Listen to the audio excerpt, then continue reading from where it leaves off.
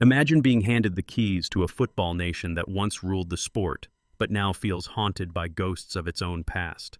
Carlos Ancelotti, an Italian legend with 5 Champions League titles, steps into Rio de Janeiro, not for a club, but to resurrect the most storied national team on earth. Brazil, 5-time World Cup champions, now teetering on the edge of football irrelevance. Why has Brazil, au país do futebol, turned to a foreigner for the first time in 6 decades? Is this an act of desperation, a masterstroke of reform, or the beginning of a new tragedy? This is not just a story of football. It's a saga about pride, shattered dreams, power struggles, and the monumental task of turning a wounded giant back into a world beater. Today, we dive into Brazil's gamble on Ancelotti, the pressure cooker of expectations, and the seismic changes about to shake the sport's most passionate nation. Let's wind back the clock. For decades, Brazil was football's ultimate symbol. Pelé, Romario, Ronaldo, Ronaldinho, names that turned every soccer pitch into a stage of magic. From 1958 to 2002, Brazil gathered World Cup trophies with the ease of a samba rhythm. At home, football was almost a religion. Little kids played barefoot in the streets, dreaming of becoming the next icon. But everything changed after 2002. The Seleção, as Brazil's national team is known, hit one brutal wall after another. The earth-shattering 7-1 defeat to Germany on home soil in 2014 wasn't just a loss, it was a national trauma. Brazilians mourned that day as if they'd lost a family member. The country, in the football sense, never fully recovered. Since then, Brazil's World Cup campaigns have ended in disappointment. In 5 tournaments, only one semifinal, 2014, the year of that humiliation. The dream of a 6th title became a source of anxiety, not confidence. Even their regional dominance wavered. Argentina's 4-1 demolition of Brazil earlier this year in the World Cup qualifiers was the final straw. The aura of invincibility had cracked. This decline wasn't just about the players. At the heart of Brazil's footballing woes is an institution in chaos, the CBF, the Brazilian Football Confederation. Scandals, power grabs, and mismanagement have plagued the federation for years. As recently as this year, the CBF president was removed over contract forgery allegations. The footballing house was divided and unsteady, hardly the foundation on which to build the next dynasty. In this turbulence, Brazil has cycled through coaches, 4 in just 2 years. None could revive the old magic. The team's style seemed to lose its identity. Tactics became predictable, the dressing room fractured by egos and politics, and the legendary Brazilian flair overshadowed by caution and confusion. Fans and pundits alike started asking a painful question. Has Brazil lost its soul? Into this cauldron steps Carlo Ancelotti. He's the first non-Brazilian to take charge of the Seleção since the 1960s. Why Ancelotti? Because his track record is almost mythic. He's conquered Europe with clubs in 5 different countries. Tim Vickery, the South American football expert, put it bluntly. Ancelotti was the main choice because he has an unrivaled tradition of success. But appointing a foreign coach in Brazil is more than a tactical move. It's a cultural earthquake. Brazil's footballing identity has always been fiercely protected, almost sacred. Outsiders were seen as lacking the intuition for samba football, for the art and improvisation that set Brazil apart. Yet the decision-makers at the CBF spent 2 years chasing Ancelotti, convinced that only a man of his stature could force a break from the past. Samir Zod, the new CBF president, greeted him with a wish. May Christ the Redeemer bless the arrival of our Mr. Carlo Ancelotti, so that he can secure a highly coveted 6th world title. It was both an anointment and a warning. Win or go down as the latest failed experiment. Ancelotti's arrival has already caused shockwaves. His first act as coach was both pragmatic and bold. Neymar, Brazil's talisman, was ruled out of the squad for the upcoming qualifiers. Ancelotti explained with signature calm, "I tried to select players who are in good shape. Neymar had an injury recently. Everyone knows that Neymar is a very important player. He always has been and always will be." Instead, Ancelotti called up new and returning names. Casemiro, the battle-tested leader from Manchester United. Vinicius Jr., the explosive Real Madrid forward. Barcelona's Rafinha. And the wunderkind Estevao, only 18, set to join Chelsea. The message? No player is bigger than the team, and the future starts now. Many in Brazil see Ancelotti as a beacon of hope. Brazil was sort of decaying and needed that little light at the end of the tunnel. "I think he is that light," said Jose Geraldo da Silva, a retiree who waited outside Ancelotti's hotel in Rio, his face beaming with cautious optimism. Still, the task ahead is daunting. Brazil is languishing in fourth place in South American World Cup qualifying, a position that, while not disastrous, is well below the country's ambitions. The pressure isn't just to qualify, but to dominate and to do it with style. Ancelotti's challenge is to raise the team's standards on the pitch, while also navigating the political minefield that is the CBF. What does he bring to the table that previous coaches lacked? Ancelotti is renowned for his ability to blend superstars and youth, for earning the trust of his squads, and for tactical flexibility. He understands big egos and even bigger expectations. According to ESPN's Adriana Garcia, Ancelotti believes Vinicius will perform well for the national team. But this is a different kind of challenge. Coaching Brazil isn't the same as managing Real Madrid or Chelsea. Here, success isn't just measured in wins and losses. It's about rekindling a national identity. Can Ancelotti get a fractured squad, split by club rivalries, generation gaps, and political intrigue, to rally behind a single flag? There's also the specter of the CBF's instability. Just before Ancelotti's appointment, the federation's president was forced out, accused of contract forgery. The new president, Samir Zod, promises total autonomy for Ancelotti. But will that pledge hold if the team stumbles early? Then, there's the weight of history. The only goal, Ancelotti declared, is to win the 2026 World Cup. Anything less will be seen as failure.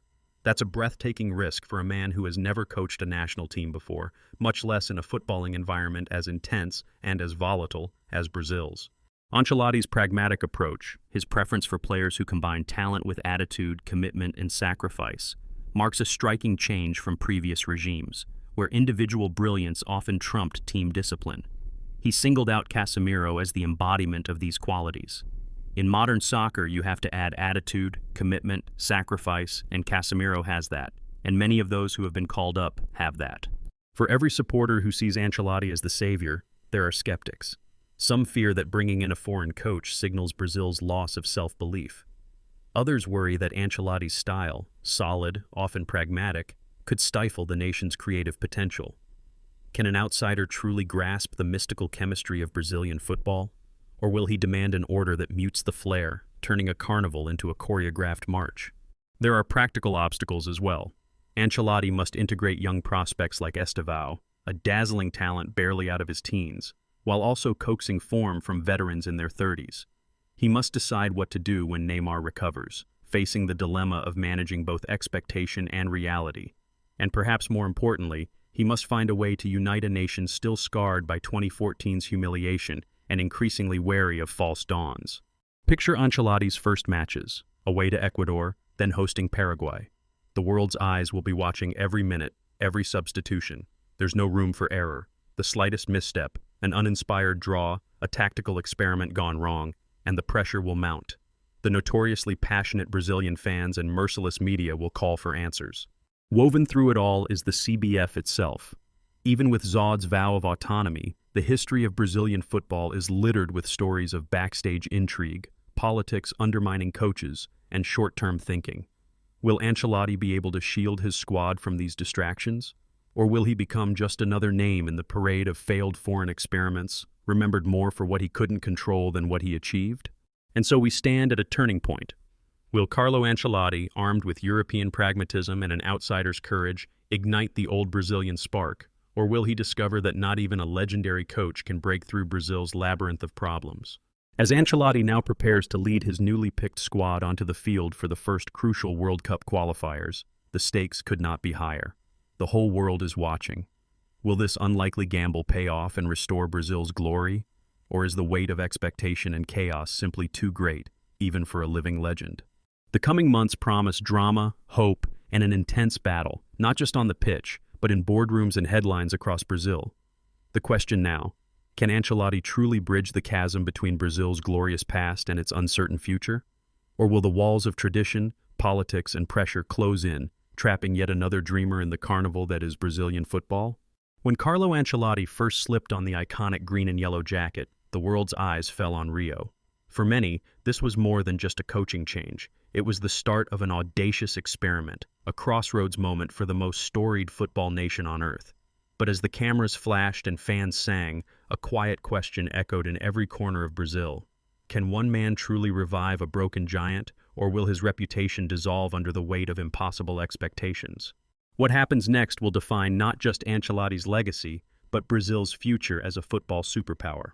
Let's peer into the future and unravel the web of intrigue, risk, and hope that now surrounds the Seleção. First, the immediate challenges are crystal clear. Brazil, once the undisputed king of the beautiful game, currently finds itself just clinging to a qualifying spot for the World Cup. The specter of that infamous 7-1 defeat to Germany still haunts Maracanã's hallowed grass. After 4 coaches in 2 years, the atmosphere has turned from expectant to tense, even resentful. Supporters crave renaissance, yet every misstep risks a national crisis of faith. Ancelotti arrives with unprecedented autonomy, as promised by the newly elected federation chief. But anyone with a passing knowledge of Brazilian football politics knows how quickly that promise can evaporate under pressure or in the face of public scandal. The CBF, Brazil's football federation, remains notoriously volatile, cycling through presidents and priorities at dizzying speed. Even the highest hopes can be dashed by a single boardroom squabble. On the pitch, Ancelotti faces the delicate balancing act of integrating aging veterans like Casemiro, who brings charisma and steel back to midfield, while nurturing prodigies like Estevão and the currently injured Endrick. His decision to leave out Neymar, albeit temporarily due to injury, is already a media lightning rod. For a nation that once built teams around their greatest stars, Ancelotti's willingness to be pragmatic and focus on collective shape rather than individual heroics marks a radical shift. Looking to the near future, the stakes are immense. The 2026 World Cup, jointly hosted by the United States, Mexico, and Canada, looms on the horizon. Qualifying matches against gritty South American rivals will be the first litmus test.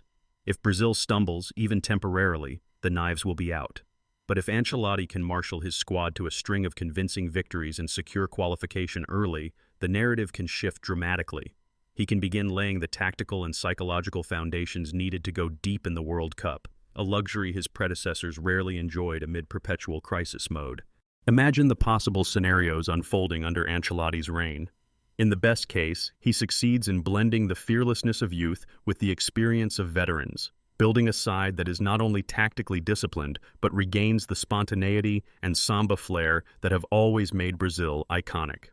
Vinicius Jr. and Rafinha, empowered by Ancelotti's faith and structure, could become the new faces of world football, leading a golden generation that rivals the glory of 2002.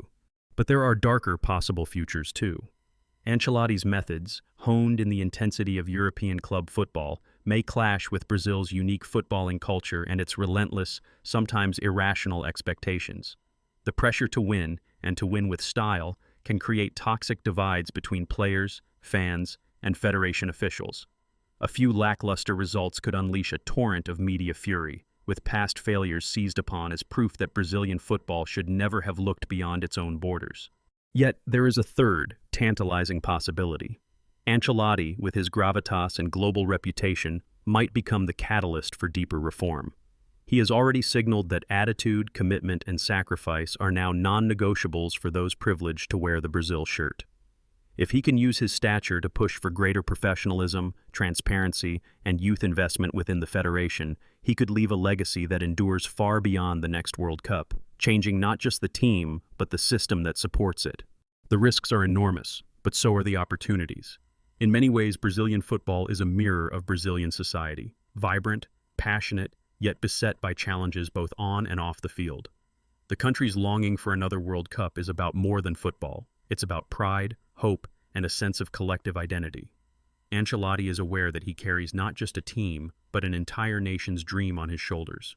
So what does all of this mean for the everyday fan and for those watching from afar? Why should you, wherever you are in the world, care about this high-stakes experiment? There are practical lessons here that go far beyond the pitch. First and foremost, Brazil's gamble on Ancelotti is a lesson in boldness, the willingness to embrace change, even when it means breaking with tradition. For decades, the Seleção only ever trusted homegrown coaches. Hiring a foreigner was, for many, unthinkable. But stagnation forced their hand. Sometimes, only an outside perspective can challenge entrenched mindsets and spark true innovation. It's a reminder in any field, business, art, leadership, that progress often demands risk and humility. Second, Ancelotti's insistence on picking players based on attitude and sacrifice, not just technical brilliance, speaks volumes. In a world obsessed with individual talent and celebrity, he is betting on character, resilience, and teamwork. This is a message for all of us. Success isn't just about raw ability, but about grit, adaptability, and the willingness to put the group above oneself. Whether you're part of a football team, a workplace, or a community, these are the qualities that turn potential into reality. Third, the drama unfolding in Brazil is a powerful illustration of how leadership thrives, or falters, under pressure. Ancelotti inherits a squad where every game is scrutinized by over 200 million fans, a federation mired in infighting, and a media landscape hungry for controversy. Yet, he remains calm, methodical, and outwardly unflustered. His approach, focus on process, not just outcome. For anyone facing high expectations in their own lives, that's an invaluable lesson. Setbacks will come, but a steady hand and clear vision can weather almost any storm. And above all, Brazil's ongoing saga is a testament to the enduring power of hope. When a nation in crisis places its faith in a new leader, it's about belief in the possibility of renewal. Brazil was sort of decaying and needed that little light at the end of the tunnel. "I think he is that light," said José Geraldo da Silva, voicing the sentiment of so many who still see football as the heartbeat of Brazilian identity. This hope, fragile but resilient, is what sustains the team, and perhaps what gives Ancelotti the chance to succeed where others have failed. As we look toward the months and years ahead, it's clear that the final chapter of Ancelotti's Brazil has yet to be written. The coming qualifying matches, the integration of new talents like Estevão, the handling of Neymar's fitness and role, and the navigation of the ever-shifting political landscape, all of this will determine not just results but the spirit of a nation. So, can Ancelotti truly restore Brazil's football glory, or will he be overwhelmed like his predecessors? The answer, as with so many great stories, lies in the balance. There are reasons for hope, grounded in his extraordinary record of success across Europe. As South American football expert Tim Vickery put it, Ancelotti was the main choice because he has an unrivaled tradition of success, winning in 5 countries. His ability to adapt, communicate, he's already learning Portuguese, and win over dressing rooms filled with egos and expectations is well proven. He has the tactical acumen, but more importantly, the humanity, to unite players behind a common cause. Yet Ancelotti is not a magician. The underlying structural issues in Brazilian football, the politics, the instability, the relentless pressure, are not easily swept aside. Even the world's best coach needs support, patience, and a bit of luck. If the CBF honors its promise of autonomy and the public allows Ancelotti to build without panic at the first sign of adversity, we could witness a renaissance worthy of Brazil's legend. But if old habits resurface, if the federation interferes, if the media scapegoating turns toxic, if fans lose faith at the first draw, then not even a Champions League winner may be able to halt the decline. It all comes down to this. Ancelotti brings Brazil both hope and hard truth. Restoration is possible, but only with courage, unity, and an openness to do things differently. And here's a secret fact most fans still don't realize. Behind the scenes, Ancelotti's appointment is already changing the power dynamics within the CBF. His contract includes clauses for unprecedented autonomy in squad selection, training methodology, and even youth development priorities. For the first time in decades, the coach, not the federation, truly holds the keys to the kingdom. Whether this new model will survive the inevitable tests to come remains to be seen, but it could be the blueprint for a new era of collaboration and accountability in Brazilian football. As the journey unfolds, we'll be here to track every twist, every triumph, and every heartbreak. Will Ancelotti's Brazil become a beacon of what modern football can achieve, or will it serve as a cautionary tale about the limits of even the greatest leadership? Leave a comment below. Do you believe Ancelotti is the light at the end of Brazil's tunnel, or is the challenge too great, even for him? Share your predictions, your hopes, and your doubts. Don't forget to subscribe for updates as this incredible story develops.